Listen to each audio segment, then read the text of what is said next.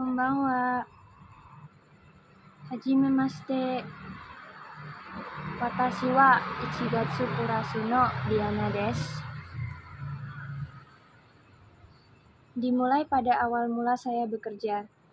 Saya pertama kali bekerja pada usia 16 tahun. Dikarenakan saya hidup di desa, maka di usia segitu sudah diterima bekerja. Tetapi dengan upah yang standar dan tidak pada CV ataupun PT, melainkan saya bekerja di warung makan. Mungkin di usia segitu saya masih labil atau mungkin merasa jika tidak nyaman dengan lingkungan atau tempat kerja saya, maka saya akan pulang atau resign.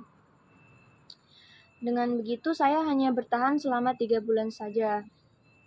Setelah saya memutuskan resign, saya pun mencari lowongan pekerjaan di media sosial, entah di Facebook, Instagram, atau apapun yang menyangkut informasi lowongan pekerjaan. Dan dalam waktu sekitar 3 bulanan juga saya melamar di warung nasi goreng.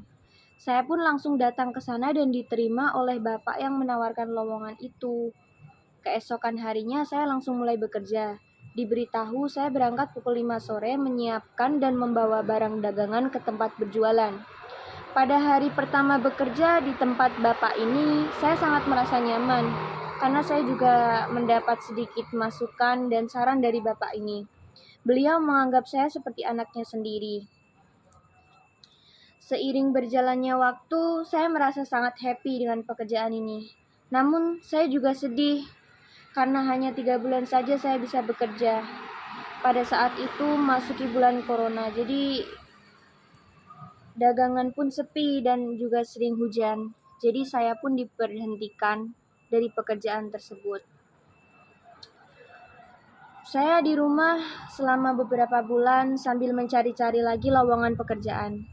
Selang beberapa bulan saya pun melamar lagi di toko parfum yang lokasinya tidak jauh dari rumah saya. Saya ke sana dengan perasaan senang, berharap saya diterima dan besok bisa langsung bekerja. Dan akhirnya saya pun diterima. Namun dijelaskan bahwa jam kerja dimulai pukul 8 pagi sampai pukul 9 malam. Sebenarnya saya agak keberatan dikarenakan jam kerja yang lumayan cukup lama ya. Namun terdesak keadaan, saya pun menerima untuk bekerja pada keesokan harinya. Esoknya saya segera bersiap-siap, saya mandi, saya menyiapkan baju dan perlengkapannya untuk berangkat bekerja pada hari pertama. Saya pun diajarkan cara meracik parfum mulai dari biangnya berapa mili, lalu alkoholnya berapa mili, dan saya juga diajarkan untuk menghafalkan atau mengingat bau-bau parfum beserta namanya. Rentan waktu 5-7 hari saya sedikit memahami macam-macam bau beberapa parfum. Namun pada suatu hari saat toko sangat ramai, saya tidak menyadari bahwa ada satu orang yang membayar dengan uang palsu. Dan nominalnya pun tidak sedikit karena orang itu membayar dengan uang 100.000. Saya pun panik, namun orang tersebut sudah pergi dan saya juga tidak ingat yang mana orangnya.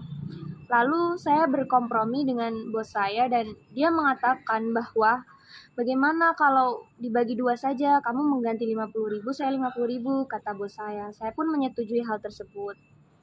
Selama beberapa bulan sebenarnya saya sudah terbiasa dan merasa sudah nyaman bekerja di toko parfum ini. Namun bos saya makin lama makin seenaknya sama saya. Terkadang waktu pulang saya